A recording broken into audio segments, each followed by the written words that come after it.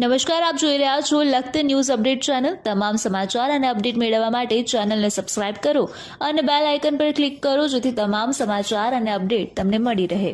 ચંડાળા તળાવના વિસ્તારમાં ક્રાઇમ બ્રાન્ચે સગીર છોકરીઓને વેશ્યાવૃત્તિ મદદ તસ્કરી કરનારા વ્યક્તિઓની ઓળખ કરી ઝડપી લીધા।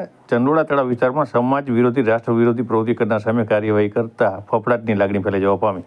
અમદાવાદ ક્રાઇમ બ્રાન્ચ સ્ટાફને ખાનગી રાહે ચોક્કસ બાતમી મળી કે ચંડોળા તળાવ વિસ્તારમાં રહેતા લોકો સગીર વયની છોકરીઓને વેશ્યાવૃત્તિના વ્યવસાયમાં ધકેલવા માટે થઈને સગીર વયની છોકરીઓની તસ્કરી કરવામાં આવી રહી છે। આથી આ તપાસ હાથ ધરવામાં આવી હતી। તપાસ દરમિયાન સગીર છોકરીઓની તસ્કરી કરનાર વ્યક્તિઓની ઓળખ કરી ઝડપી લેવામાં આવ્યા હતા। વધુ તપાસ કરતા ક્રાઇમ બ્રાન્ચ પોલીસે સ્ટાફ પણ ચોંકી ઉઠ્યો હતો। આ વિસ્તારમાં તપાસ દરમિયાન ગેરકાયદે ઇમિગ્રેન્ટને નકલી ભારતીય દસ્તાવેજો બનાવવાનું રેકેટ પણ મળી આવ્યું હતું। ત્યારબાદ કોમ્બિંગ ઓપરેશન દરમિયાન 50 ગેરકાયદેસર ઇમિગ્રેન્ટની અટકાયત કરવામાં આવી હતી। તે 50 ગેરકાયદે ઇમિગ્રેન્ટમાંથી 15 ઇમિગ્રેન્ટ્સ અને એક સગીર બાળકને સફળતાપૂર્વક દેશ નિકાલ કરવામાં આવ્યો છે। બિનકાયદેસર રીતે વસવાટ કરનાર લોકોના દેશ નિકાલ કરવા માટે થઈને હાલ કાનૂની પ્રક્રિયા ચાલુ છે।